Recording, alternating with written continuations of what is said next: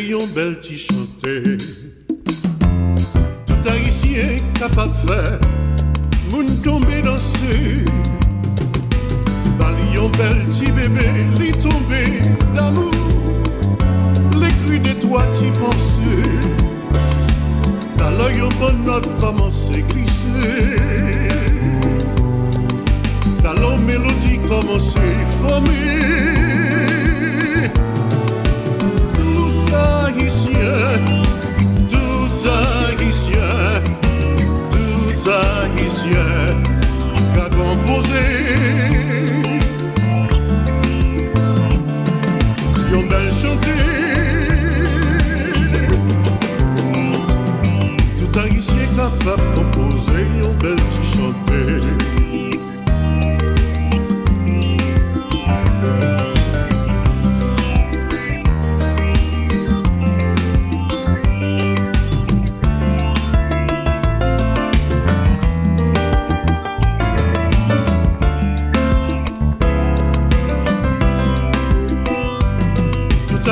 Capable de composer yon bel ti pays.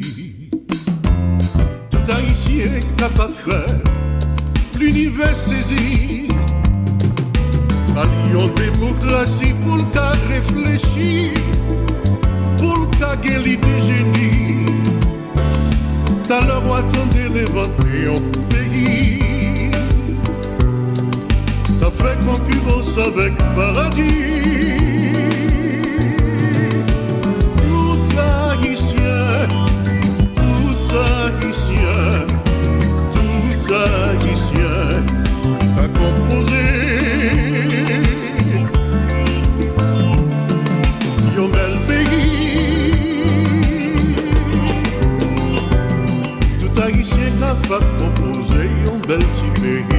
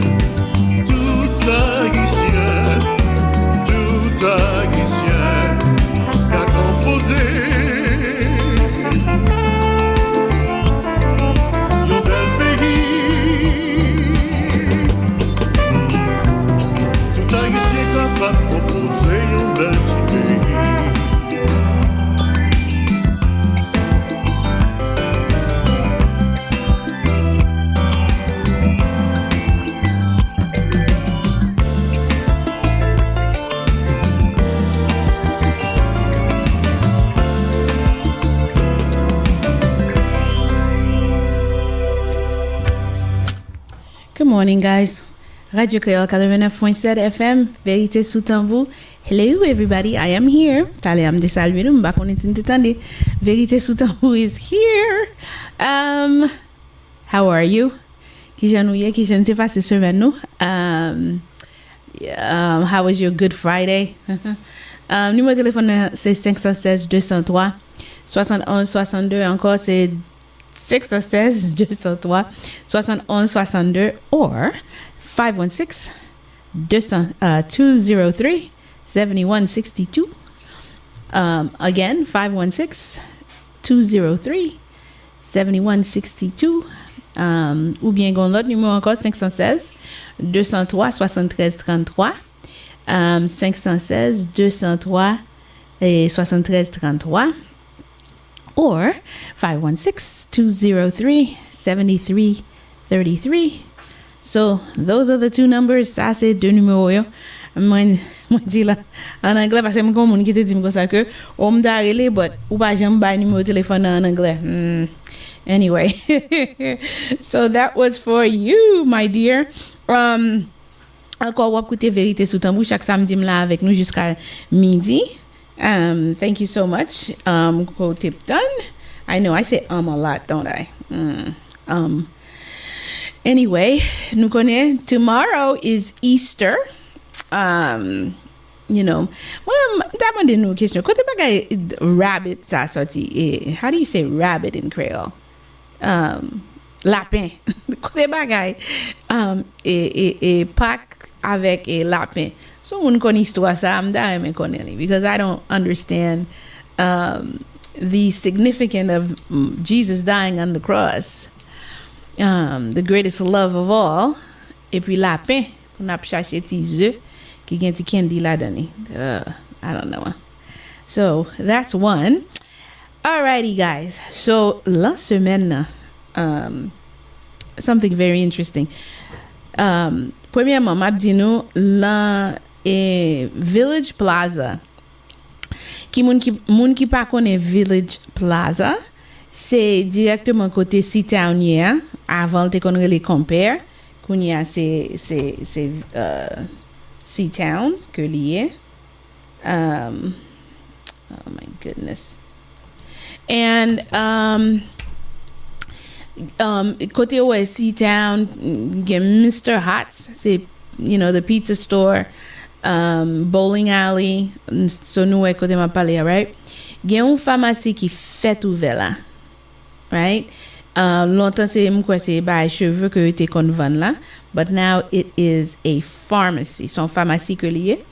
And de gen chance pour me parler avec Ali et c'est Noli et qui met et store. So ça fait m'a dit nous ça. M'pa konn pour nous même, m'pa konn l'âge nous, mais gon l'âge cap rivé que motor vehicle, right? Pour al demander nous pour al faire un test pour yeux, right? And pour yo make sure que vous still ka conduire ou bien sous besoin lunettes pour yo bon licence ou bac, okay? So très important, gon l'âge que vous privé et sou pas li let ça bien ou penser c'est on let raz que li, right? But gon le ka privé que motor vehicles avon let ba ou and y a très qui j'en dit ça very nice. Puis yo dit comme ça que la journée rive kounya nous t'a remet que ou font examen pour nous make sure que au cas où est toujours pour ka conduire, right? All right. So gen côté qui fait test yeux pour même, right? So but the best place to go is la DMV, la motor vehicles. But nous même qui la Nassau County gon bagay que m'a suivre et m'a banou nouvelle là très bientôt pour me connaître why deux gros DMV la Nassau County yo est fermé. Si pour aller DMV c'est juste comme si m'ta dit ou pour aller dans zone Massapequa Bayshore, la zone ça just bien loin, right? So I have to find out why that is. But anyway, your DMV by un list of where my computer just froze. Okay. DMV a bon un list côté que ou ka aller pour faire examen yeux ça. So Ali et pharmacie qui fait ouvert dans Village Plaza, right? Monsieur gagne Tesla que au café. And le fait li directement dans le computer par là aller dans DMV, right? So pas besoin faire rien encore, just take the test and it's only $10, $10 seulement. So ou fait Tesla right there, it goes straight into DMV. So besoin that service, he's there. It's a brand new pharmacy. li fait paraître bon actuellement li va même gen toute marchandise yo sous shelves yo yet, right? So sous la zone nan ou vle patronner li son bagay qui différent entre pharmacie avec like Walgreens ou bien CVS parce que son bagay plus intime, leur besoin aide dans affaire de médicaments or anything else. So à part de DMV eye exam que li fait, li gen also photo passeport ou gen doit faire là tout. So it's a sou gen chance là ou besoin qualité service ça yo just passer là et Village Plaza et puis store par là c'est right next to et barbershop là. So wap gen un barbershop là avec et pharmacie monsieur. All right, what else? So c'est ça me gen pour nous et ou connaît. Depuis moun dit comme ça que yo là pour communauté a, ou connaît m'a parler. So moi c'est Sabine French actually qui fait me rencontrer avec lui. Il était parlé de monsieur longtemps même pas jamais et rencontré avec lui and coincidentally met Plaza, la Village Plaza, te dit m'gon pharmacie k'ap vini. So m'te ptan pour moi qui est ça and qui gens que li pral servir avec communauté. So I'm very happy to tell you que moi gantan gen 2 programmes pral faire avec lui.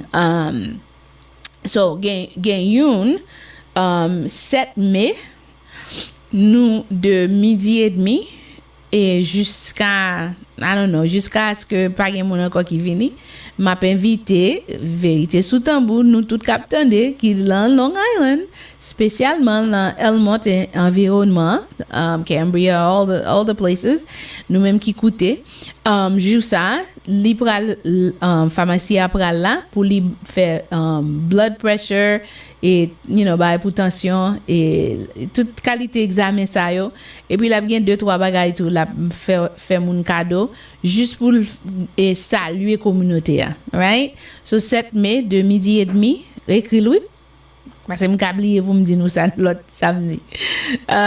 So 7 mai de midi et demi jusqu'à ce que pour faire cadeau yo fini avec les fin prend tout blood pressure yeux toute qualité bagay que l'a fait pour le cas et saluer communauté comme son new business que lié. And listen, c'est pas premier business que li gen un lot qui là et Saint Albans et gon l'autre côté encore I don't remember mais ou même qui dans Saint Albans li gen une pharmacie là déjà et m'crois pharmacie ça gen moun qui haïtien là dedans so moi dit comme ça que là Elmont là ou l'embol grassou parce que gen chargé avec haïtien right.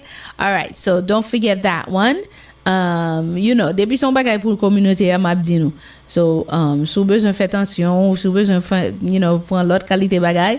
Et deuxième bagay que m'bral faire avec lui ça c'est la librairie Elmont là m'ka bien fait. Gon problème entre dans pays ici avec affaire de drogue, right? Nous toujours comme ça. Mais gon bagay qui relè Narcan. Narcan nan son et comme si t'as son bagay yo spray lan nez moun nan l'ol presque mouri. L'autre fin prendre drogue li overdose or whatever, right? So et pharmacie Ali pral faire un workshop avec moi pour montrer où exactement how to use it.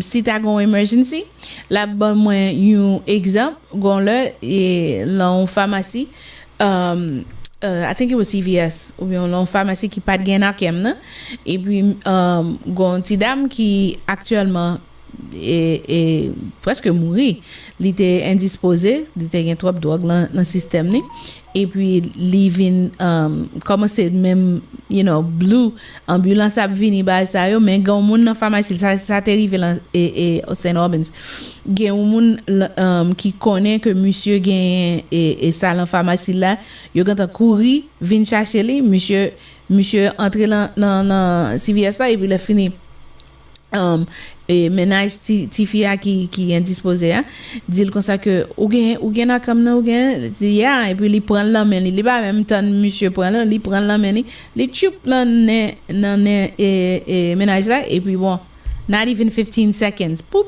il levé.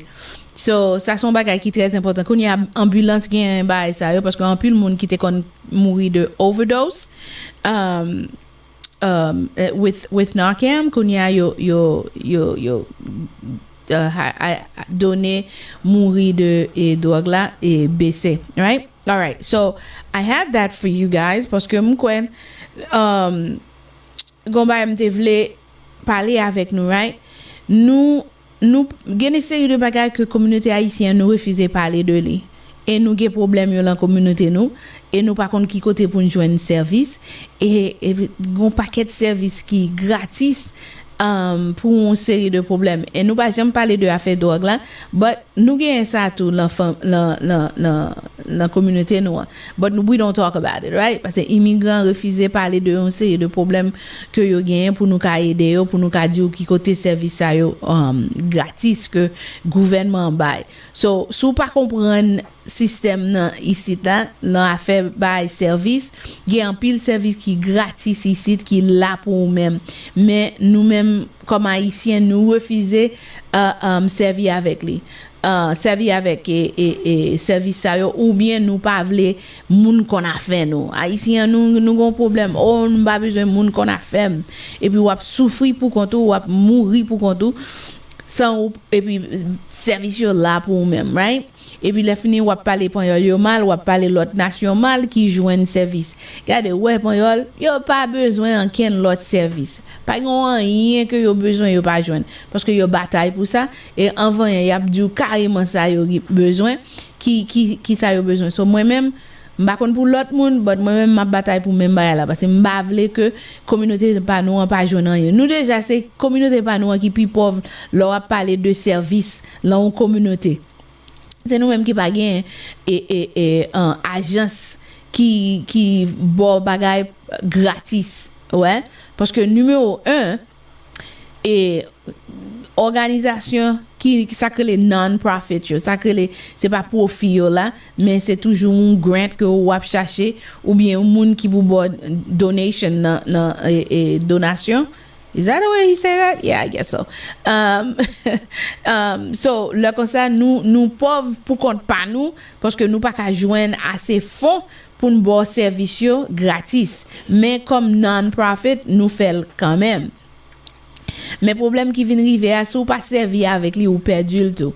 So I don't know quand vous m'te gain qui je dis ça gain service qui free pour moun qui pas gain papier yo ici qui pas gain rien, right?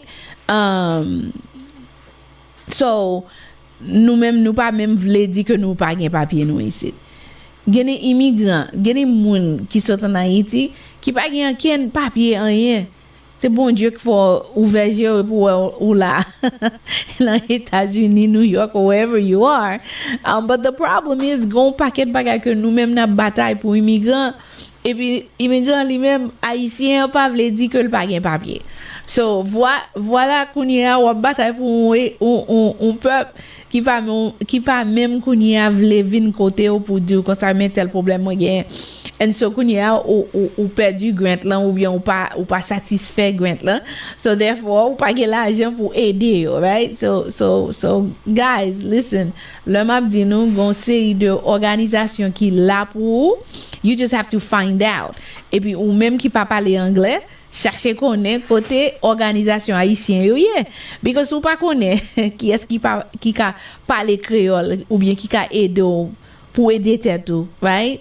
How are you gonna move on? Qui j'en pas faire aider ou connaît des pour ici c'est des l'argent que pour le travail pour voir l'encam, right? Cam pour voir Haïti. So listen, you have to understand these things. You have to understand. Faut comprendre. J'aime quand même passer tout dernièrement pour m'aller à Albany, pour me retourner. Pourquoi ça me d'aller à Albany? It's not for me. Parce que m'ai assurance. But, you know, so listen. Si m'a dit on série de systèmes qui pour aider, you have to find out. C'est soit ou les radios quitter message or I don't know how you want to do it ou bien aller Facebook écrit la page Radio Créole là, écrit la page et Mimi Pierre Johnson Radio Créole Verite Sou Tanbou, that is a page. Écrit là donné instant message me. Regardez.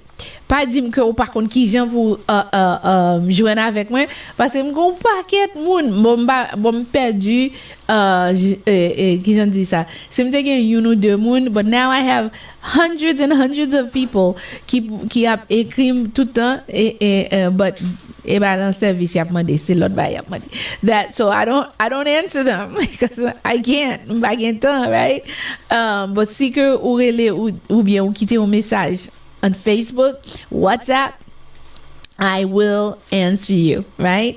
What else do I have to tell you? Okay, so pendant ma parler de Albany, I have bon résultat bataille que nous sommes menée là et bataille nous sommes menée là Albany.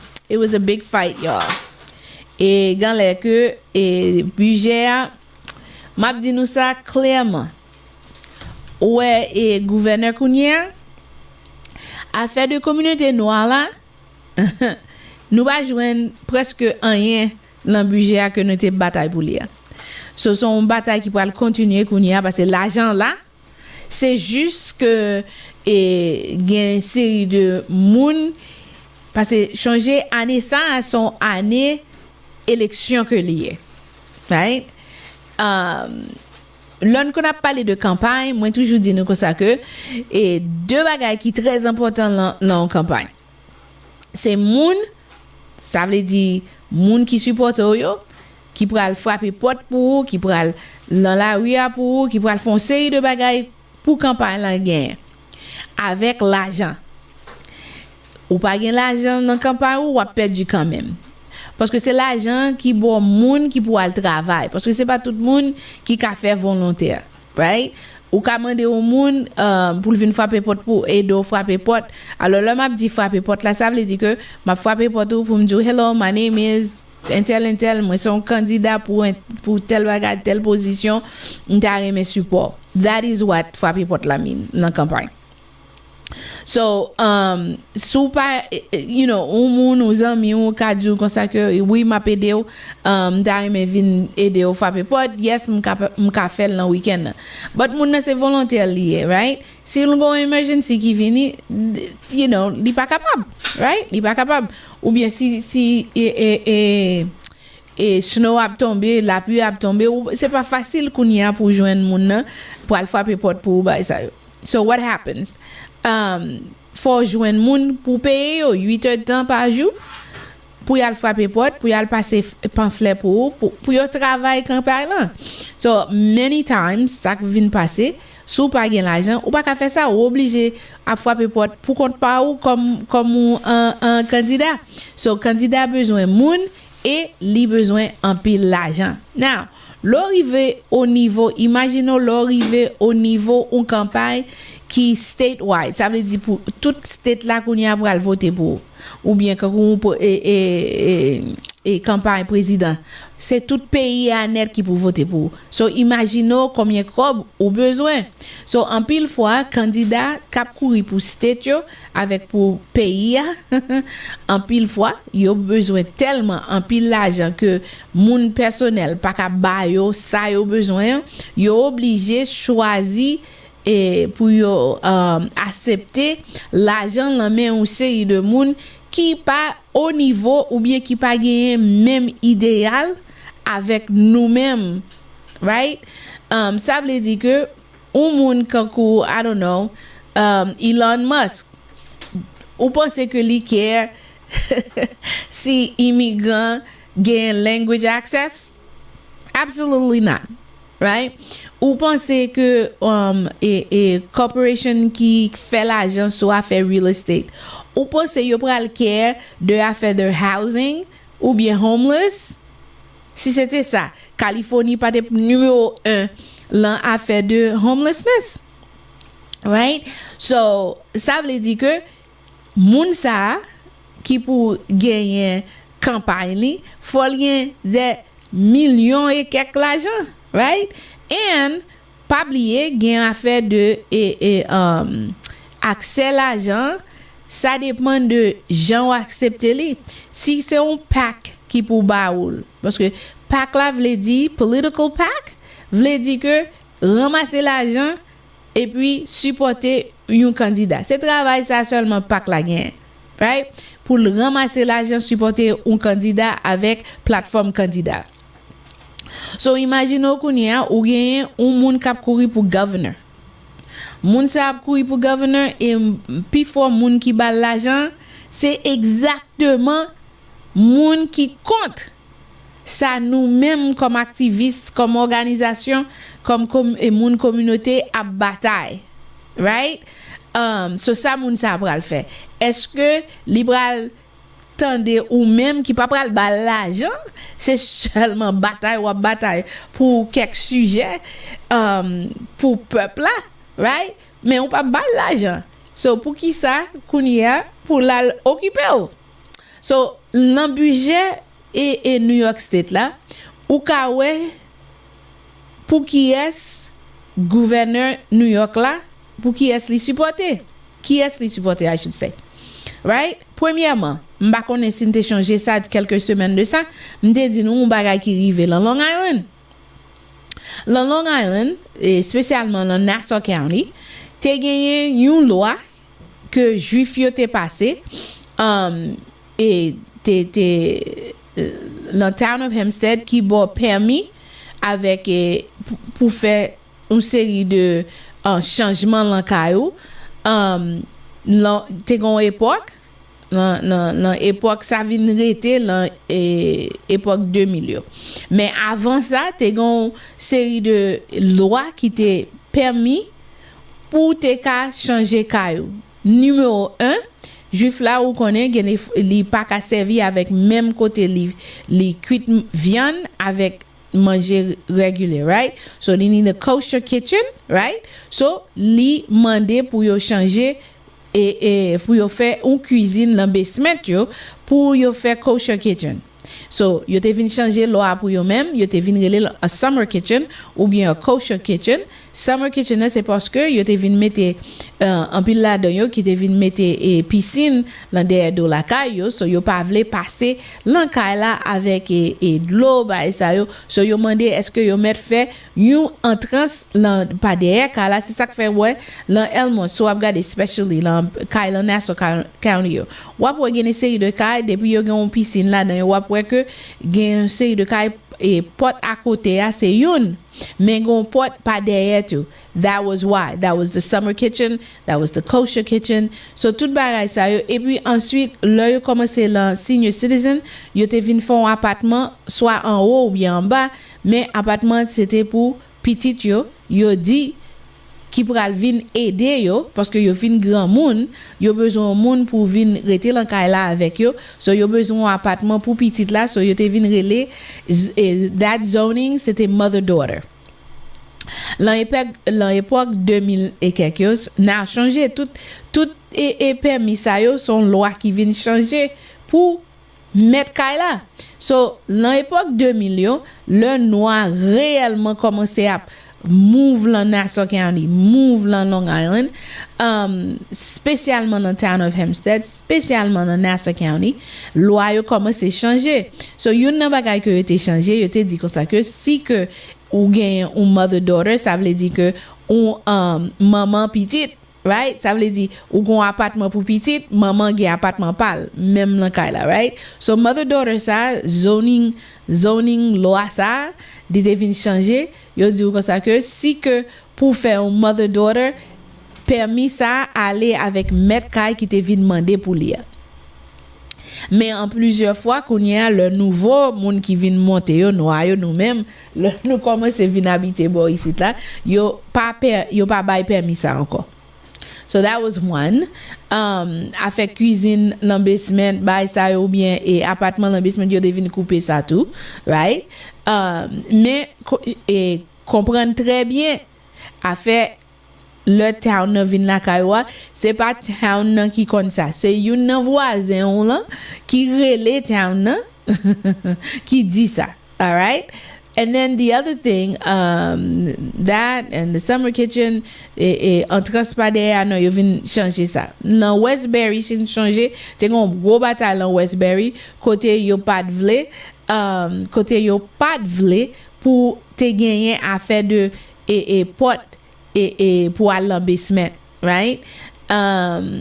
So gon paquet changement qui vient fait. So tout dernièrement, m'kwa ça gen 3 ou 4 mois, gouverneur a réalisé li gon problème avec gon crise kay, right? Gon crise kay dans tout États-Unis, mais spécialement dans Californie, New York, gon affaire de pa gen kay et ça gen li trop cher. So mademoiselle connaît que li besoin vote noir, s'il pas joindre vote noir, l'a perdu.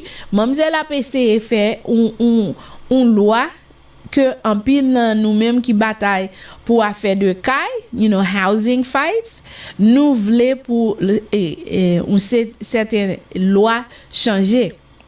Une loi yo pour ka reprendre janté avant que ou gen droit gon mother daughter, ko gen droit bâti sou gen espace, ou gen droit bâti un kay ou bien gen en pile nan kay wap wè qui gen un appartement sous tête garage là. So toute loi ça yo et tep retourner comme permis pour mettre kay kafel. Et bien blanc yo déclaré non ça pas fait, non, not us. Et ça a été fait. Ils font une belle campagne qui crase loi ça. Et loi, the bill, little en budget. Yo bataille pour ça, yo dit non, a gen trop moun dans Long Island, nous pas vle ça, c'est peut-être ça nous te quitté the city, ça c'est nous vle nous pas vle que et ça retourner comme si trop moun n'a vinn habiter là, mais m'a dit non, trop moun capable habiter là, même moun ouais qui pas gen kay, c'est soit ka ou moun ouye ou bien I don't know how moun yo ap vive là yo pa gen kay, grâce à Dieu, right? Moun sa yo là. The difference is kounya pour al gen plus tax k'ap entrer kounya dans système nan qui bon pour nous tout. And on top of it, ou pas besoin gen moun k'ap habiter dans Rockbois dans Long Island. But anyway, campagne lan te bien faite, and ça qui vient passer, mademoiselle retirer l'an budget. Now, moun qui te gagné plus force pour te bataille contre loi ça qui te pral bon pour moun k'ap souffri kounya qui pas ka payer mortgage qui lan foreclosure ou bien moun qui pas joine kay. Ti moun New York qui saute dans collège kounya qui can't afford to live on Long Island kounya they are leaving pour aller l'autre côté, l'autre state or something, right? Moi m'pa besoin connaître, m'pa besoin petit moi habiter dans l'autre state, so l'habiter avec moi, right? So gon une série de décisions famille a fait pour yo ka survive, tandis que moun qui supposé représenter là, c'est tête yo que y a regardé. So gouverneur a retiré portion ça l'an budget. Now, ou t'a dit, well, what's the big deal? Well, what's the big deal? Moun qui était réellement poussé là, c'était industrie et real estate. Right? Parce que yo pas fait l'argent si loi ça yo vini. Right? And on top of it, c'est yo même qui baille l'argent pour campagne mademoiselle. Parce que Supreme Court là, te gon loi que était passé quelques années de ça qui réellement crasé en pile ti campagne. Logon campagne que gen une série de ça y aurait les dark money. Ça et si m'ta traduit c'est l'argent sale. Son l'argent sale que yo mettez dans super PAC yo avec l'en PAC yo. Parce que l'on bail l'argent dans et organisation comme ça, yo pas besoin dire non. Right? Yo pas besoin dire non côté l'argent a sorti. Ça fait c'est on l'argent sale que lié ou par contre côté l'argent a sorti, mais PAC là endorsé comme candidat. So PAC ça yo le y a bail gros l'argent comme ça, bail une industrie moun sa obligé kounya et candidat ça obligé fermer bouche li obligé pas arrêter ensemble avec moun sa yo que millionnaire yo pas gen rien pour yo ouais avec ou. So what si koto habite ya gen moun k'ap dormi devant porte l'église que moi ouais lan Elmont côté où moun ap dormi devant et Elmont Jewish Center. So en pile moun lan lan campagne gouverneur yo obligé à serrer boulon mamzel lan a fait budget so gen en pile bagay qui te retiré lan budget. Exemple kankou et coverage for all là. Coverage for all, c'est une affaire de 345 millions de dollars que nous te demandé pour yo ka couvrir tout moun net. M'pa besoin connaître sou gen résidence ou pas gen résidence. Si c'est américain, it doesn't matter. Dès pour pas gen assurance, c'est peut-être ça nous te bataille. Mais ou connaît gon parti l'en pharmaceutical qui fait l'argent. Ou connaît gen une série de l'autre industrie qui a perdu si tout le monde a gen assurance, right? So mamzelle li pa vle pa gen du tout, so ça yo fait tout le monde qui gen 65 ans and up ou ap jouen assurance. So nous pas jouen santé vle hein. Et gon l'autre bagay encore que li fait ti moun qui pa gen papier comme si ti moun Dakar ti moun qui te vini qui sans papier ba ça yo pas couvrir. So ça immediately contre immigrant yo.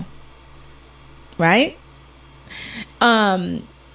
Seul bon bagay qui gagne réellement dans ça que nous te bataille c'est pour affaire de l'école. L'école yo a jouen bon fond pour l'école yo. So ou même qui gen petit tout dans l'école publique. OK? Ou même m'a dit ça encore, qui gen petit tout dans l'école publique. Surtout pour nous même qui habiter dans zone qui gen majorité noire qui dans l'école yo, l'école publique yo. Ouvert genou pour nous ouais qui moun qui la school board public yo. Parce que nous gagnons kounya assez l'argent pour toute l'école yo ka joindre ça yo besoin. So ouvert genou pour réaliser est-ce que district l'école par là, est-ce que li bien mené school board là bien mené district ou par là. Parce que changez bien pas gen rien dans gouvernement dans pays hein, ni local, ni state, ni fédéral qui pas fait sans l'argent. C'est l'argent taxou. C'est l'argent taxou, right? C'est l'argent taxou, c'est l'argent taxou, c'est l'argent taxou qui a le local, fédéral and state. C'est l'argent. Sans l'argent taxe là yo pas qu'à faire rien. Deuxièmement, l'argent taxe là c'est lui qui paye politiciens yo qui représente yo. C'est ou qui paye yo avec taxe. Changez bien. C'est ou qui paye yo avec taxe. Now, school board yo qui pral school district yo qui pral recevoir l'argent dans mes state yo. Changer que school board trustees pas touché, library board yo pas touché, OK? So changer ça, yo pas touché, m'pa touché pour trustee librairie Elmont là. However, nous gérer l'argent yo pour district. So yo prend décision, c'est yo même qui prend décision. Le superintendent là vinn côté yo vle qui ont dit ça et hire employé professeur yo vle employé moun k'ap travail dans l'industrie. Le yo fin superintendent là fin présenter ba school board là kounya yo pral voter pour moun sa yo. So prêtez attention parce que l'argent taxe ou encore là où habiter un côté, surtout pour Long Island, ou dit que ça, oh, mes amis, et taxe la manger. Long Island trop cher. M'pa ka vivre. Mortgage là, wow, chaque fois tourner ou regarder, living pi wow toujours. Eh bien, parce que ou même, ou pas suivre ça qu'a fait dans la communauté là. Si me dit que 60 jusqu'à 70% la taxe ou paye dans Long Island, c'est property tax. Tout le temps m'a dit nous ça. Property tax là, l'aller directement pour éduquer ti moun yo dans public school yo, dans l'école publique yo. So, si ou même ou gen petit ou qui pral dans l'école publique, school board la pas gérer l'argent bien, l'école la pas bon. Kounya ou tellement pas vle petit ou dans l'école là, ou obligé retirer dans l'école là kounya pour aller mettre dans l'école privée. So imaginez ou gon taxe ou payer pour éduquer ti moun dans l'école publique là et puis kounya ou gon l'argent encore pour al bay pour mettre petit tout dans l'école privée. C'est comme si m'ta dit oui ou remet petit tout, so ou pas vle quitter dans l'école publique là, so ou mettez dans l'école privée qui pi bon. Pour ti moun ka jwenn une bonne éducation, mais ou même kounya ou pas même la caillou parce que ou tellement à payer taxe ou tellement à payer en pile l'argent, so je travaille toute la journée toute la nuit ou travail ou pas même là pour ti moun nan même. Tandis que sou prend plus attention avec système nan pour comprendre côté l'argent a sorti ou même ou connaît pour prendre l'argent pour serrer pour faire ça gen besoin avec l'argent, tandis que yo même y a prend l'argent y a gaspiller l'argent et ou dit ou pas dit rien ou quitter yo aller. So ça me veut dire pas ça. L'autre de moi dit que ça que gon élection qui pour le faire pour school board, faut chercher connaître qui est-ce qui l'a premièrement qui district ou yé, qui est-ce qui l'a school board là et qui qualité décision que y prend avec l'argent là que ou bail pour éduquer ti moun yo dans public l'école publique là. Et si que tout citoyen qui gen kay ka payer property tax pour l'école publique yo, si nous tout suivre pour nous ça ka passer dans l'école là, ou pas même besoin mettre petit tout dans l'école privée parce que l'école publique là t'es tellement bon. Et c'est la communauté noire là, majorité communauté noire là, que ou gen problème ça avec l'école yo. Parce que sou aller là Mutton Town, Garden City, I don't know, dans l'école là et Great Neck, tout côté ça yo même yo pas gen problème. Yo gen problème voler gen des fois.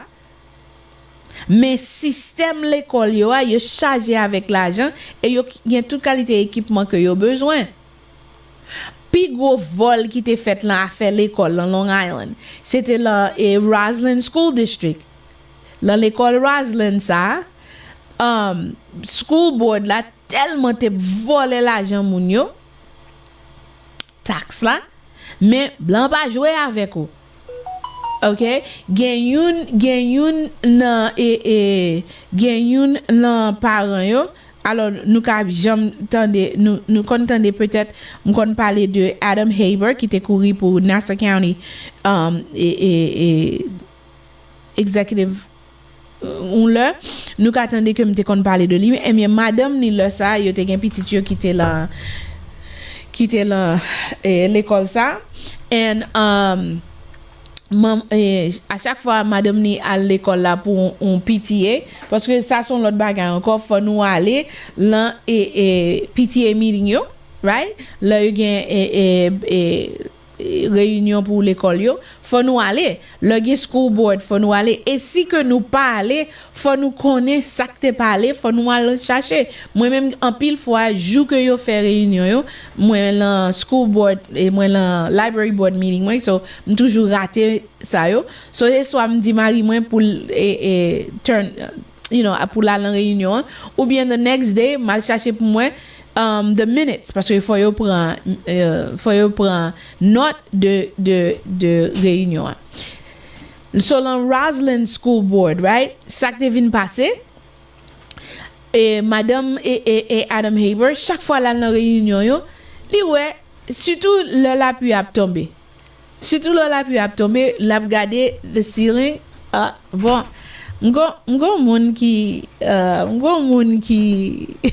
fait rentrer là I don't know bien bordé là but he's gonna have to wait just a second m'bap di qui est lié pour me faire nos surprise ça yeah so Rosin School madame ni à chaque fois là les la réunion yo li ouais la pluie cap tomber under building là il m'a dit wait a minute côté tax moi pour aller so ça le fait li make sure que li find out qui j'en fait m'a payer toute taxe ça yo et puis gen de l'eau cap couler dans building là carrément so what happened. Bon, mais direct là faire là, so you guys can see who's gonna be here soon. Ça son surprise pour moi, but that's okay. This is Verite Sou Tanbou. It's a live show, right? Anyway, so ça vient rive. Mademoiselle dit Marily, Adam Haber, il dit comme ça que no, you have to run. So non seulement l'industrie Roslyn, non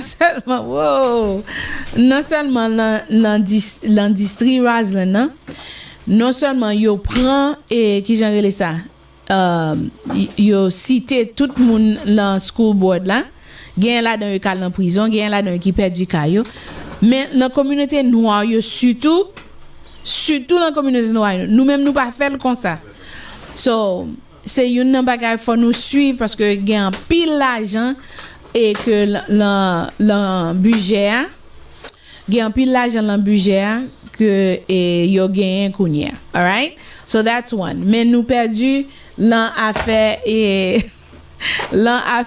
de coverage for all là nous perdu all right l'affaire coverage for all là nous perdu and hold on a second parler non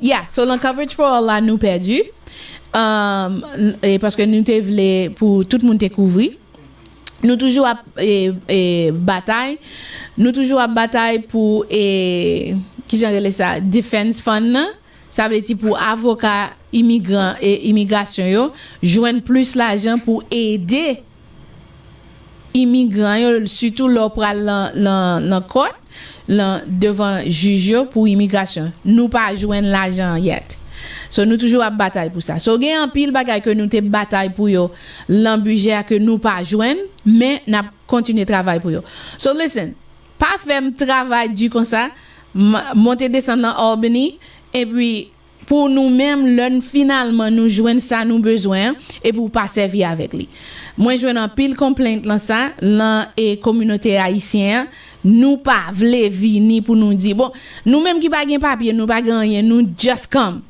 nous même encore n'a bataille pour nous même gon l'autre bail nous gain encore un budget nous te bataille pour language access right avant Governor Cuomo monsieur t'es passé 6 langues right kounya nous vinn gain un budget 12 langues so l'homme dit que nous gain langue ça veut dire que tout office et gouvernement tout office ça yo supposé gon moun qui parler langue par là so nous bataille pour Haitian Creole et ça fait pas jamblier pour nous pas dire Haitian Creole parce que gen l'autre pays Guadeloupe gen l'autre pays qui parle créole so là où dit Haitian Creole c'est communauté haïtienne que n'a prend soin right so yo accepté Urdu et Haitian Creole et français et Panyol gon paquet l'autre encore but nous vinn gagner 12 langues ça veut dire que pas want sou pas parler anglais suspend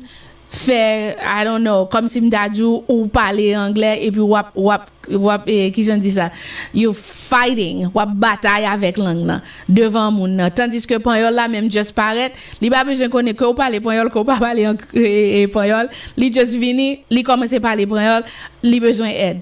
All right? So, pas faire ça parce que nous-mêmes, nous travaillons pour nous-mêmes et si pas servir avec eux, il y a retiré l'homme. All right? So, anyway, nous avons l'autre qualité de bagaille qui vient dans le budget. Mais comme moi, dis nous, m'pas connaît si moun ça te pral vinn la matin, but comme li vini nous pral faire un interview avec un moun k'ap kouri pour 4e et place congrès là Long Island, right? C'est pas un étranger que lié, mais li fait mon surprise là, li vini avec directeur, so hey, this is it. So nous pral prendre une quick pause et puis nous pral commencer avec new moon que nous tous connaissons là. Et it's a surprise to me, but hey, let's do this, right? M'bral prendre une quick pause and then we'll be right back avec m'babdou non. Là nous weli na kon qui est lié. Tout si fait la police, dans ce débat, elle perdit tel en l'air, les pables veulent passer.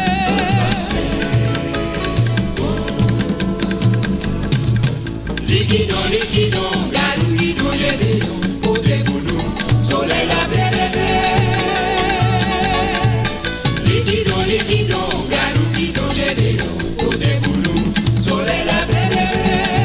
Gardez l'eau, soleil la bébé. Les amis, gardez votre laï, soleil la bébé. Soleil la bébé.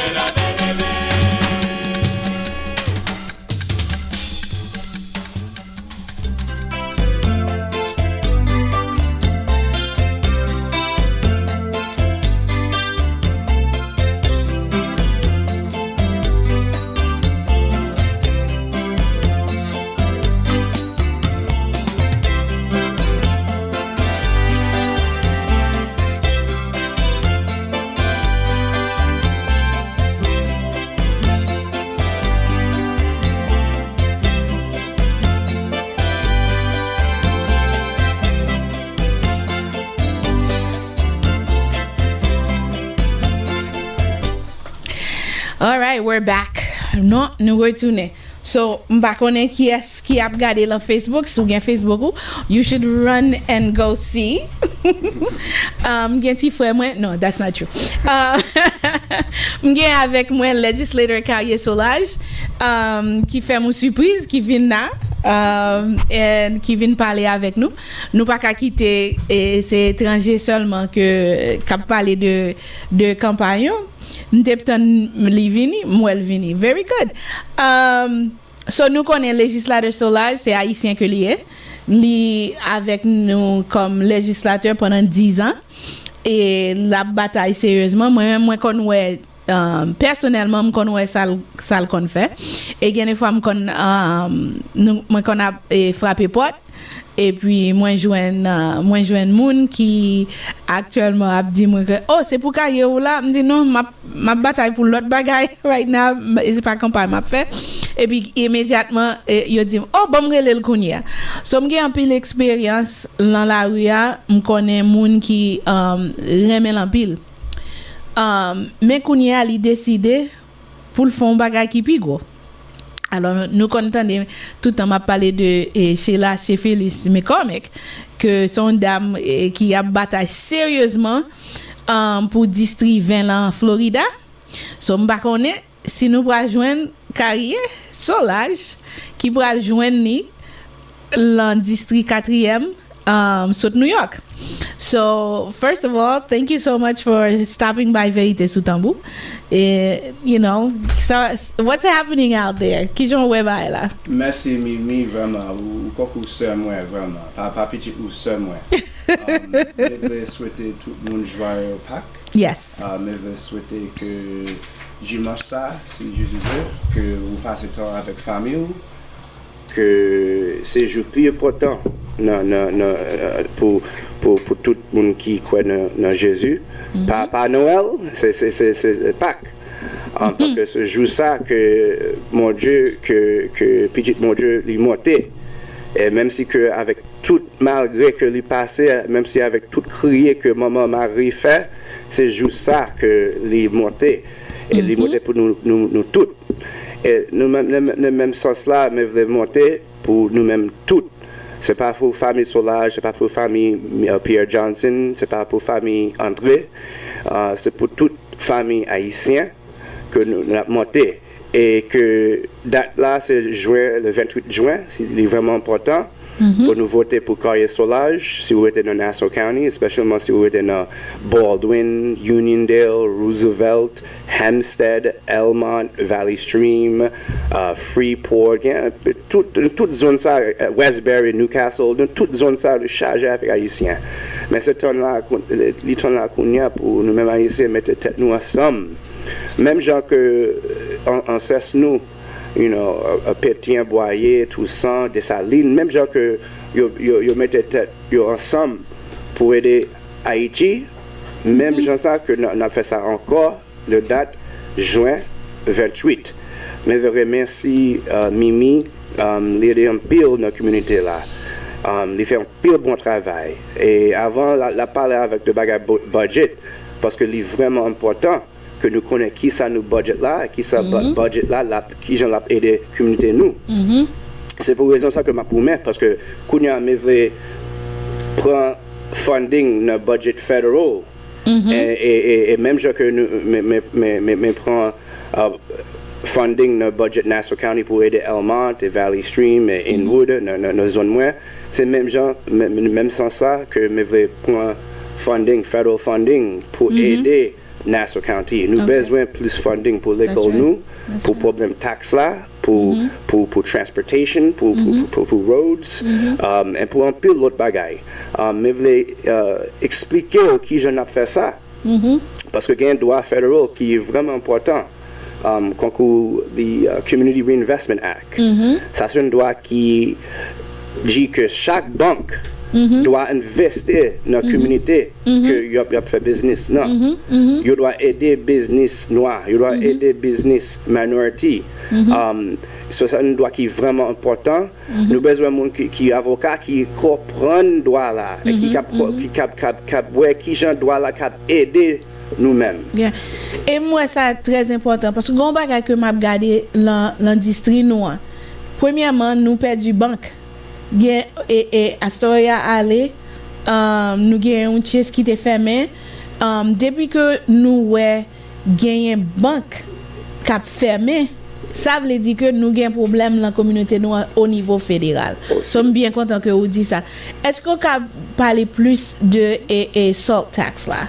Parce que ça, c'est un bagage qui est très important. Vous connaissez. Long Island a fait taxe, c'est ça qui a crasé nous. Mais qui ça, salt tax là?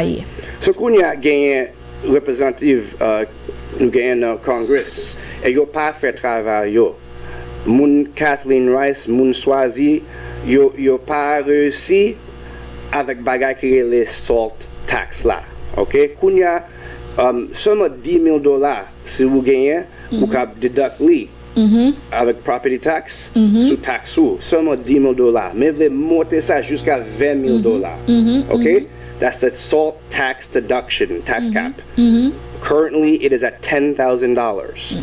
So, as you know, $10,000 if you own a home in Nassau County, that's not much of a relief. That's right. You cannot deduct your mortgage interests and other expenses.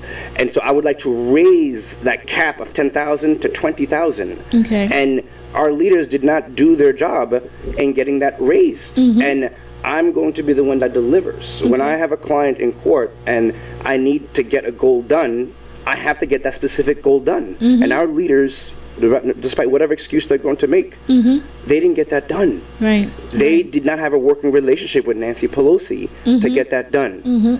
And I want to have a relationship with Nancy Pelosi to get that done.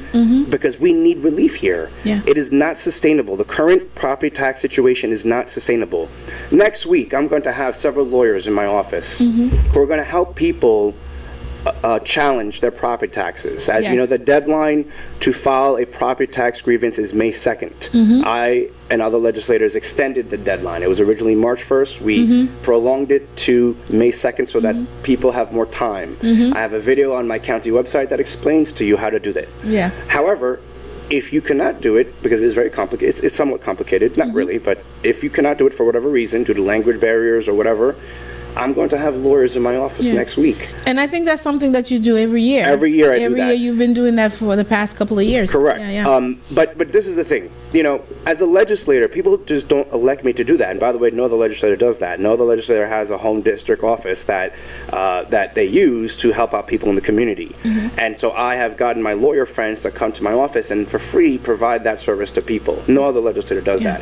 But I realize this. People didn't elect me to help them protest the tax system, the property tax system. They elected me to fix it. And so I am going to fix it by getting the tax cap deduction, the federal tax cap, the salt tax deduction is raised. Yeah. So on many levels for this district, Nassau County, I could say the entire Long Island is, you know, for the Haitian community, spécialement communauté haïtienne. Gen en pile loi que nous pas jamais comme si nous pas jamais adhère. We never really go after a lot of these laws that prevents our immigrant community, right? Our Haitian community to benefit from, because I don't think they know that they have people in Washington that actually supports them and that can fight for them. That's one of the reasons why Representative McCormick from Florida, not even from the United States, from New York, from Florida, that works so hard for her district, but she never leaves the Haitian people behind. And I know when I first met you, you barely spoke Creole, and I kind of, you know, but we both have really gotten there with the Creole. And I forced myself because I see the need in the Haitian community, that we are always left behind. When there is a catastrophe in Haiti, or we end up under the bridge, all of a sudden Haiti, Haitians, and then we fade, and the problems are never solved. So I think having you in Washington would be a plus. So what do you think are some of the most like low-hanging fruits for the Haitian community? And what do you think we as citizens can do to partner with you, should, you know, God bless you with this seat and you win? What was like the first thing that you see that immediately we need? We need more funding. It all comes back to money. Money makes the world go around. And we need more funding for our nonprofits, more funding for our churches, more funding for our community organizations, for simple things. Number one, I want our community organizations to have funding and our libraries to have funding. Thank you. Especially because we're still in this pandemic, and it's not going to end, and that's why I came here with some COVID tests. It's not going to end. This virus will continue to mutate, and there will be new subvariants that will continue to plague our community. As you know, in our community, when we came to America, we didn't choose to succeed by through basketball or the law. We chose to succeed through the medical industry. That's right. Many people in our Haitian community work in hospitals, and in hospitals it is a reality. And people are nursing homes. And so we must continue to get federal funding, and having this federal funding go to our state budgets and this extra funding regarding COVID issues. So as off the bat, I want a continuation and increase in all federal funding relating to the pandemic, because we're not out of the pandemic. Social behaviors have changed due to the pandemic. Mental health issues are very important now due to the pandemic. People spent 2 years inside. They already had issues before the pandemic, and these issues only got worse. And so off the bat, we need more federal funding for our community organizations, our churches, our hospitals. Hospitals in our community are a safety net. I was born in Mary Immaculate Hospital in Jamaica, Queens. The hospital is no longer there. That was a significant blow to the community, and we must make sure that our hospitals are not going to be shut down, which is why recently I took a very controversial vote at the Nassau County Legislature when I voted for a Republican that is going to help us save the hospital. That hospital will not fail on my watch. That's the Nassau University Medical Center in East Meadow, which is the hospital, the community safety net hospital for Nassau County. If you're experiencing trauma, not for children, but for adults, that is where you go. I'm helping this young man who experienced significant trauma, and they sent him to Nassau University Medical Hospital, and they did a great job for him. I want to thank Dr. Boutin, who is one of the head doctors there and head officials there. He's Haitian. His mother lives in Almont. She's a supporter. I'm working with him to save that hospital. It's very important to me. So helping our hospitals and our nonprofits and our churches is very important to me. Okay, very good. Because as you said, the Haitian community is very heavy with our CNAs also in the private housing, as far as taking care of the seniors. When it comes to the medical issues, many mental issues, we have many of our Haitian CNAs that are suffering for a couple of reasons. They're working in these homes. They don't have many of the protections that some nurses do in the hospital, and they work extra hours, extra help. They need the government to start to regulate how some of them work 24 hours, because if you have a patient that has to be tied down or trying to escape in the middle of the night, they can't sleep. So I think that's another important part for our Haitian community that are working in these facilities to have a champion in Washington. Absolutely. I'm going to be an advocate for our healthcare workers. Many of our, we're very sympathetic as a society to our police officers. We believe that they deserve sick pay and disability pay, because they have to pick up a person on the floor and their disc, they may injure one of their disc in their back. And so we want to make sure that hospital workers, home health aide attendants, nurses receive the same protections and the same benefits when it comes to insurance for these claims, because I've talked to many nurses, they have herniated backs, they have bad knees because of the fact that they have to lift up a patient that's twice their size. That's right. And men haïtien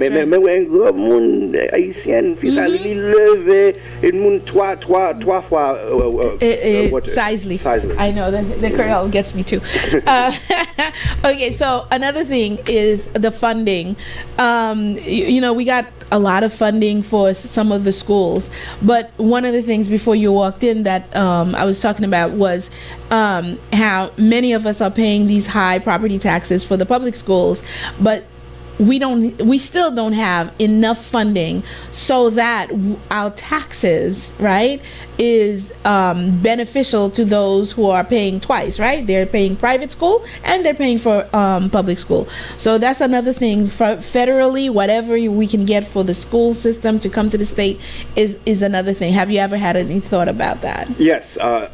I do want to thank our schools. Our schools are doing a great job with our children, especially our schools in Almont. That's the reason why so many people are trying to get their kids into the Almont school district when really they don't even live in Almont. And so, and another story. That's another story. So our schools are doing a good job, and our schools have received extra funding this year in our budget to have certain resources they didn't have before. Our schools now have more mental health professionals working there. The Dutch Broadway School has that. The Elmont School District has that. I want to bring up a situation recently. This past week, there was a fight between two young girls. Yep. I won't divulge their name, they're minors, but they go to Elmont High School, and there was a fight on the Dutch Broadway School property. So somehow right. the fight went from Elmont High School down a mile down the road to Dutch Broadway School, and it wasn't a stabbing like the media reported. It was a slashing. Still is serious. Yeah.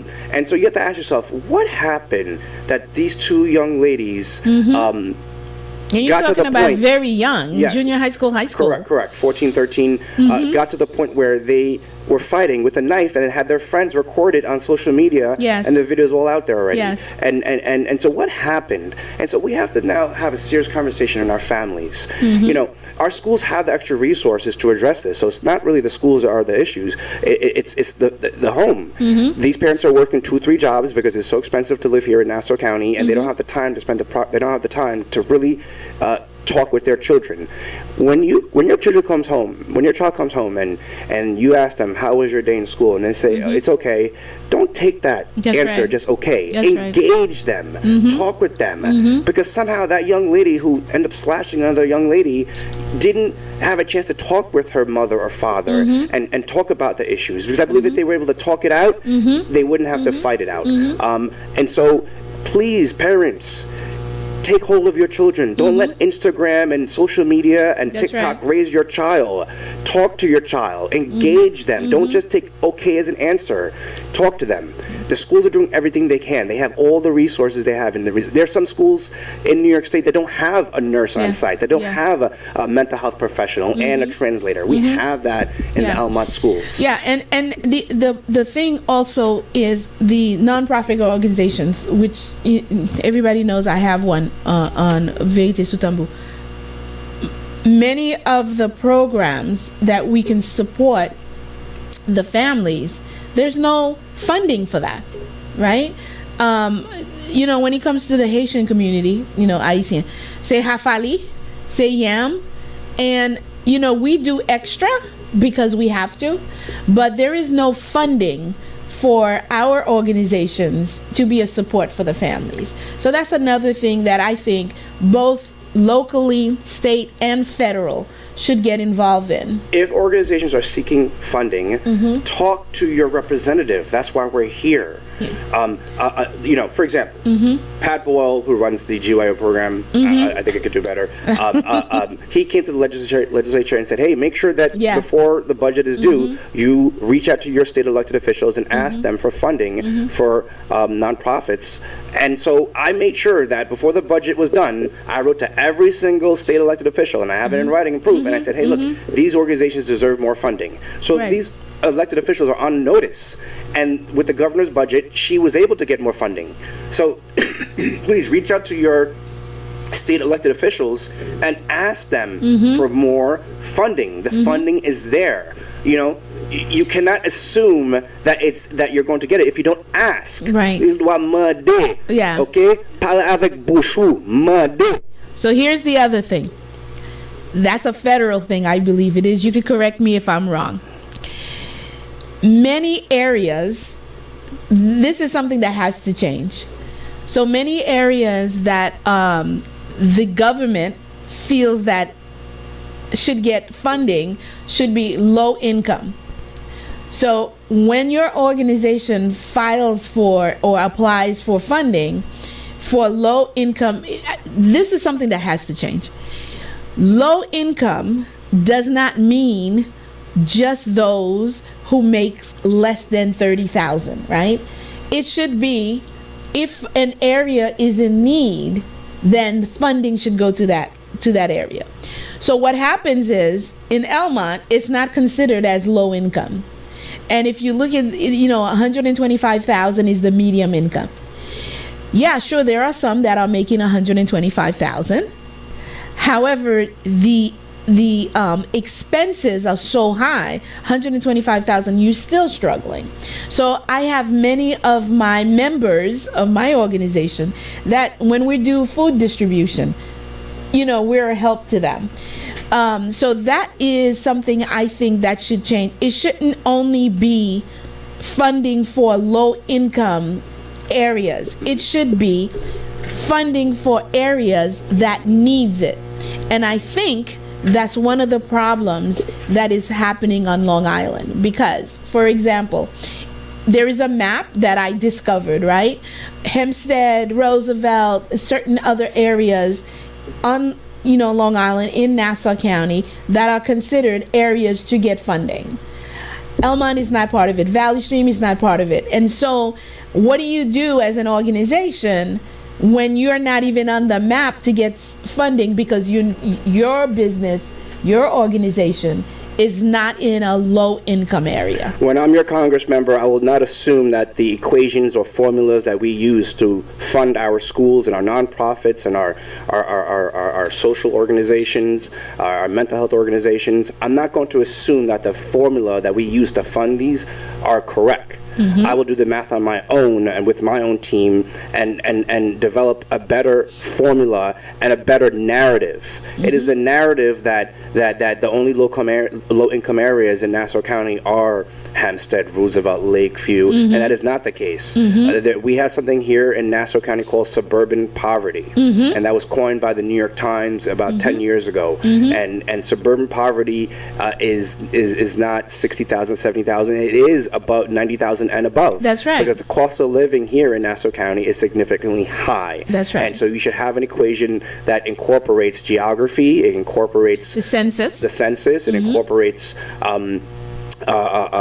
different other factors that show a truer picture, a more accurate picture that assesses more correctly what people are experiencing and what the cost of living is, and I'm going to bring that to reality as your Congress member. And so it's very important that you vote on June 28th, and that also there's early voting. So starting June 21st, right after Juneteenth, you could vote, and also you could vote by absentee. There are new laws that were made this year that changed the way that we could vote through absentee. That's right. And we have to encourage our people, our community, to vote absentee.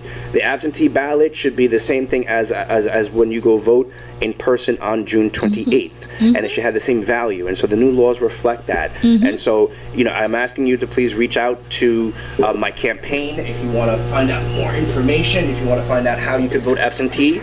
You can call 516-218-3270, or go to our website, salagesforcongress.com, and find out how you can vote by absentee, how you could vote early.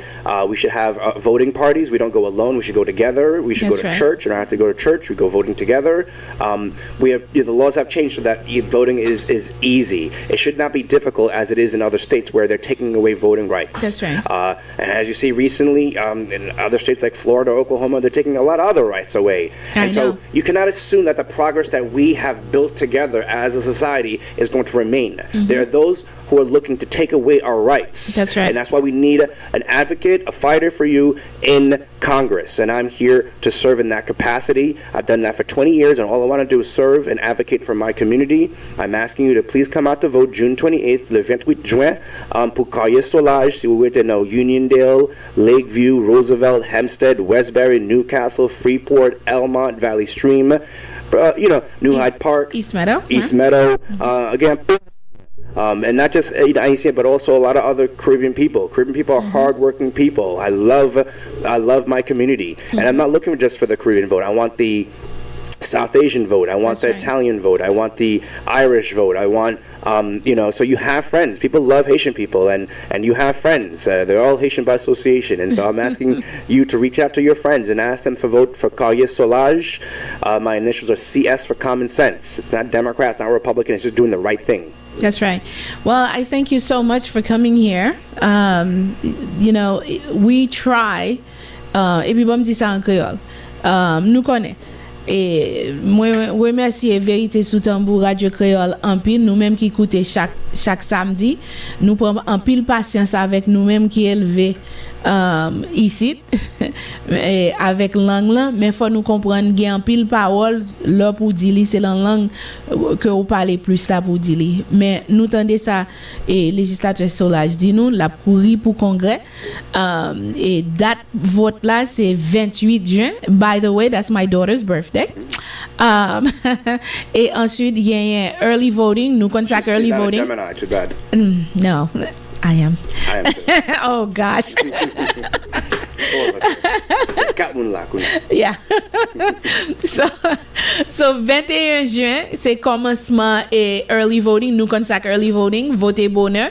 I have to tell you, Verite Sou Tanbou, you know, moun sa yo ki koute à leçon, very, very educated in the system now. This was a 4-year battle, mais moi crois que nous réellement comprendre ça pour nous faire. Le système là. I don't know if you know it or not, but we raised the census by 10% in outreach for Elmont and Valley Stream. So they are listening, and you know, and I'm gonna say this. Il y a un peu de monde qui m'a dit moi, you know, moi pas chauffer dans l'élection yo. Li très difficile pour moi-même parler des micros ça exactement, right? Mais moi crois que comme haïtien gen une série de paroles que nous qu'on a parlé de haïtien pareil nous. Chance pour nous gagner pour nous sacrer et pouvoir dans la communauté haïtienne. Et moi crois que si que nous ka mette et moun qui pour représenter nous la position qui moun qualifié moun gen une ambition li gon passion pour ça la faire m'crois li très important et m'crois que Carrier Solage son moun qui gen passion toujours dit ça l'eau li en campagne pas gon moun qui ka craser dans campagne même toujours dit nous le moun nan fin gagner c'est pas pour nous quitter li c'est pas pour nous plaindre que li pas fait rien ou bien li juste un monde qui campé là seulement avec un titre. Depuis bon Dieu t'a béni Carrier Solage pour l'entrer dans Washington. Un seul bagage que m'a demandé pour pas laguer communauté haïtienne, pour pas laguer nous. Et moi quoi un monde qui bataille pour joindre avec moi le samedi matin là connaissons monde qui réellement a bataille pour position pour nous-mêmes.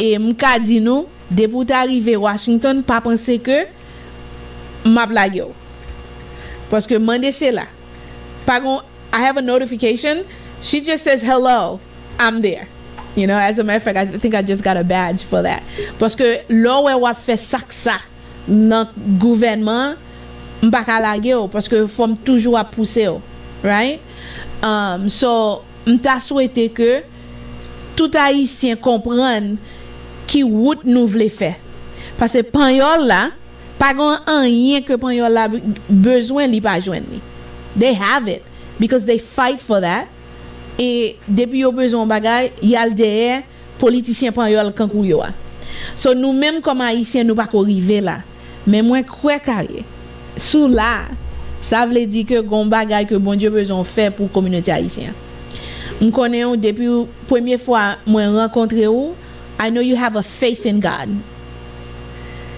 Et m'crois que même fois ça ou gagne en bon Dieu. Depuis bon Dieu vle river côté vle aller, pas gon monde qui arrête.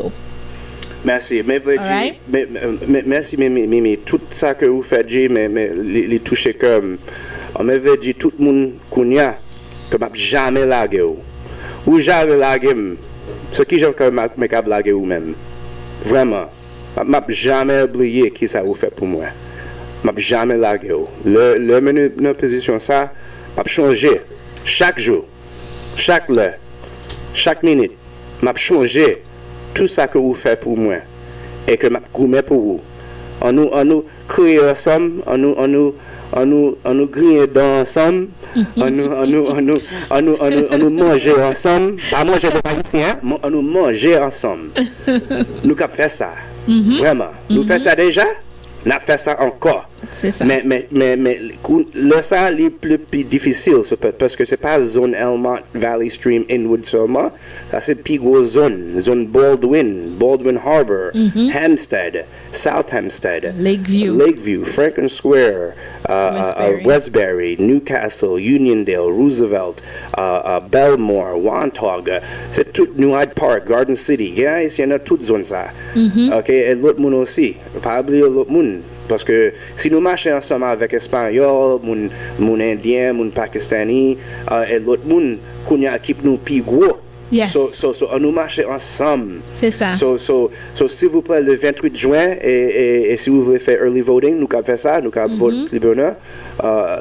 S'il vous plaît, demandez pour travailler avec moi. Parce que il y a un pile bagage que nous avons besoin de faire. Et mais pour connaître que ce n'est pas une date, c'est un process. OK? Le même position, ça, c'est pas comme tout les Haïtiens qui viennent citoyens. Non, c'est un process. OK? Like, par exemple, nous pas parler de ça, mais nous parlons de ça. Chaque monde qui vient, de 10 mois passés, mais veut pour gagner un TPS. That's right. Parce que il y a un peu de monde qui vient là et que il a besoin d'asylum. Non. Légalement, il n'y a pas besoin d'asylum. Mais si Biden, si nous parlons avec Biden, si nous parlons avec McCormick dans Florida, mais veut travailler avec Madame ça, en pile, mais veut travailler avec lui en pile. Coucou, ce frère, mais veut travailler avec lui. Et nous devons faire tout le monde qui fait rentrer, gagne TPS. That's right. And then après ça, nous avons joindre une gens que nous avons fait aux citoyens. Yeah. So, c'est là où nous mettons en position ça, le 28 juin, mais pour connaître que le changement n'a pas arrivé le jour après, le 29 juin. Non. Ça c'est un process. Mais si nous commençons le process à Kounia, peut-être dans 5 ans, nous avons tout l'autre monde ça, citoyen. C'est ça même. You have anything else? Mais on met en pile, despite whatever you may hear, mais on met en pile. I know. OK? I know. Pas quitter moun ba manchi, pas quitter moun diviser communauté nous. OK? m'a dit ça encore. Nous travaillons ensemble. Nous create, nous build. Okay, a lot of things I've done as a legislator, you could see, you could put so no one could deny, no one could, you could see and touch that train station at Belmont Racetrack. Okay, the LIRR hasn't built a train station in 50 years. It is not a coincidence that that train station was built, the first one in 50 years, in Elmont, with the Elmont sign on it. That's because we came together on May 19th, 2013. You were there. It was raining. It was Malcolm X's birthday. And we had a rally. And we said, we're going to work on this together. That was 2013. It was built in 2020. It took 7 years. So these changes that happen overnight. It takes time. But we did it. And we did it together as a community. It wasn't one person. And it was tough because we had to go up against Como. And we understood who Como was back then. But we went in front of his office with deflated soccer balls, and we let him know that that soccer stadium wasn't happening. And so the same way, the current governor gave the billions to her fellow billionaire friends in Buffalo, and didn't put adequate funding in the budget for childcare. Yep, for many of the things that we need in our community was not in the budget. So we have to make a demand, just like in the Bible, in the book of Matthew. You have to ask, believe, and receive. And I'm asking you, if you have a concern, rather than criticizing, not voting, ask your representative. When a person has an issue, they call my office, my government office, 516-571-6203, 671-6203. Yo re le bureau moi et yo modem. Gen moun qui de bureau moi qui qualifié, moun qui parle créole, qui écrit ça, nous mettons ça dans un système et then nous garder qui ça yo vle, et then nous travaillons avec l'autre bureau pour voir qui je nous caber des moun là. Okay, so please, if you have an issue that the government needs to address, if you live in my neighborhood, even though I'm running for this higher position, there are many issues I'm currently working on. Linden Boulevard is being redesigned. Too many young people are being hit by cars. Do not cross the street in front of PC Richards. You will get hit by a car. Yeah. So if there are issues, address them to your government representative, the appropriate one, and we will get it done. Very good. Amien Kaye, merci en pile que vous t'es passé là, merci que t'es venu. Et je crois que Verite Sou Tanbou nous tendez ça législateur a dit nous, la courir pour et congrès pour la représenter au Washington. Therefore, ou comme ça vous supposez faire. So allez là et website là, m'dis autres montrer li et carrière solage pour congrès. So it's for Congress. And I don't have my glasses on. Solage for Congress, That's SOLAGES, for FOR Congress, CONGRESS.com. And you will see my vision. You will see what I want to do for the community. I want to focus on public safety. I want to focus on housing. There are a lot of things that I've done already that address that. For example, if you're a young Haitian American and you go to apply before a condo board or a co-op board for an apartment or a condo, and they deny you, under the law that we passed in the legislature, the board has to tell you the reason that you were denied before they could deny you for any reason. This addresses housing discrimination. Exactly. So, wow, l'heure réellement dit 11h53. So, m'obligé faut le finir là. Mais ça c'est une surprise littéraire. Bien content de passer parce que faut moun yo connaît pour qui est y a voté et quand moi toujours dit non. Pas jamais laguer yo l'heure fin entrer. All right? So, si vous avez un problème, li dit déjà relais office li qui 516 et 571 6203. Yes. All right? Merci, Mimi. Hey, that's what I do. Et puis, les vini avec, nous connaissons Elma Culture Center, gagne test, mais nous commençons à monter. So, si vous avez besoin de test, ou gagne l'office là, ou gagne doit passer là, et office et avocat là, qui sous Dutch Broadway, which is 1630 Dutch Broadway, 1630 Dutch Broadway. Et je veux dire, tout le monde qui vient dans le bureau, moi, nous traitons avec respect. Même si que vous parlez l'argent, même si que vous parlez anglais, nous traitons tout le monde avec respect. And, you know, 2 weeks ago, a young Haitian boy was kicked out of the school because allegedly he told a young girl that, oh, I'm going to blow up the school. And he was, you know, he had a hearing. I got him a lawyer, and he was able to get back into school because the young girl lied on him. And so, you know, and she came to my office. The mother, it was so great. The grandmother, the Haitian grandmother, was so proud. She walks into the office and she's like, oh, don't worry, you know, and we helped the young man. You have some people who don't know the process and they come to my office after all of these hearings and all these negative determinations have been made, and they come to me looking for help. That happened recently. This Haitian family in the community, they accused the son of not living in the school district because of the pandemic. She was living allegedly in Queens with a family member, and the school district on 8 occasions observed him crossing the border, and they came to my office you know, after all these hearings, and they expected me to do something, and I said, look, I can't do anything because it's after the process, and you can't then blame me. And now I vote you every time, and miss, you know, there's only so much I could do, especially if you don't educate yourself as to how to fight for yourself. C'est ça que fait. Faut toujours tendre Radio Créole, Verite Sou Tanbou chaque samedi, parce que pas jamais connaît qui ça ka apprendre. Moi merci tout le monde qui a écrit dans Facebook kounya, nous tendez tout ça législateur a dit, so dit toutes amis ou toute famille ou que le 4e district congrès, all right?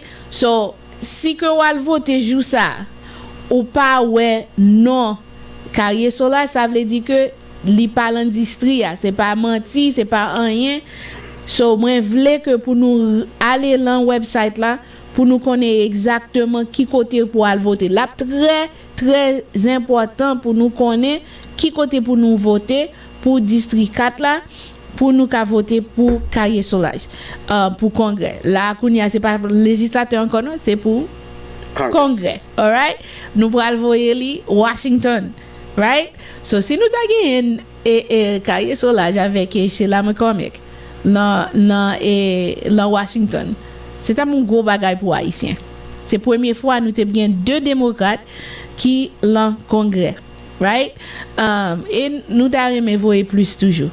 Mais faut nous toujours qu'un ferme ensemble pour nous make sure que haïtiens sont bien représentés. Parce que dans toute nation c'est haïtien qui plus pauvre. Dans tout district où aller. C'est nous-mêmes qui pas gagner healthcare center, nous pas gagner community centers, nous pas gagner une série de bagages que nous besoin. Même quoi que c'est funding fédéral là que nous besoin pour voyer le bord ici dans New York. Floride, Miami, yo gagné. Mais nous même bord ici, nous pas gagné. So m'ta souhaité que tout va marcher bien pour vous-même. Last word, because it's 11. Tout va passer vraiment bien. Mais je remercie tout le monde qui donate. Et si vous voulez donate, vous pouvez aller sur notre website là. Mais je remercie tout le monde qui donate. Semaine passée, nous avons une belle fundraising dans Mireille. C'est ma supporter business haïtien. Dans Westbury, nous chanter, nous danser, nous rire. We had a comedian. It was a beautiful fundraiser. I want to thank all of my Haitian supporters. And everyone who donated, I don't care if you donate $20 or $50 or $100, mais je remercie tout le monde qui bat propre l'argent pour aider moi avec rêve ça. Vraiment. Right. And please, I'm asking for your support. I'm very happy to say that our first federal filing was due yesterday, and we raised 6 figures. That's right. And never has that been done before in our community. Yeah. And so we raised 6 figures, and in addition, we submitted our signatures. We were not challenged in our signatures. Very good. I'm on the ballot. All right, you will see a beautiful Haitian name on the ballot June 28th with an accent on the E. That's right. Solage. That's right. Propre Haïtien, votez pour voir nous. Carrier Solage le 28 juin. Awesome. Thank you so much. Thank you for coming. Thank you for all the things that you do, and I'm gonna hold your feet to the fire. You win this, listen. You'll be there with me. Yeah, okay. I'll be going to Washington. And I'll bring the office here as just like Shayla McCormick. She has a mobile van. That's right. That travels her district, and I will have a mobile van that will be driving through Elmont, driving through Roosevelt, driving through Hempstead, driving through Westbury, driving through Uniondale. Make sure by your friends. Carrie, thank you so much. It's been we've had a relationship for a long time. I believe like 12 years or so, right? More than that. More than that. So I thank you very much. I don't think we say it enough time to our Haitian elected officials that are working on the ground. But you need to tell more of the things that you do, okay? Absolutely. So good luck to you with everything. April 30th, I have a conference at Adelphi University that I'm helping to sponsor for black men and mental health. Okay. Only for black men, and we need to focus on the mental health issues. Send me the information and I'll put it because we're going to get cut April off. 30th, thank you. Okay, very good. Bon, zami mio, nous aller parce que nous connaissons docteur Apral Vini. Je remercie Kaye Solage qui était venu à la Verite Sou Tanbou matin. Passez une bonne semaine. N'a parlé sous le reste l'autre semaine. Love you guys. See you next week.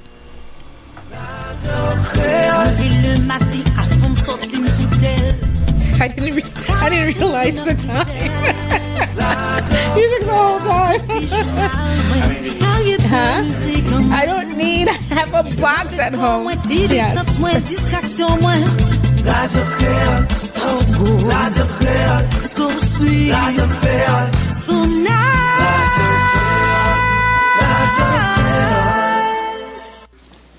Bon, frère avec Semio, et c'est comme ça que je suis capable de commencer, c'est comme ça que je viens bouche moi matin là, pour me dire frère avec Semio.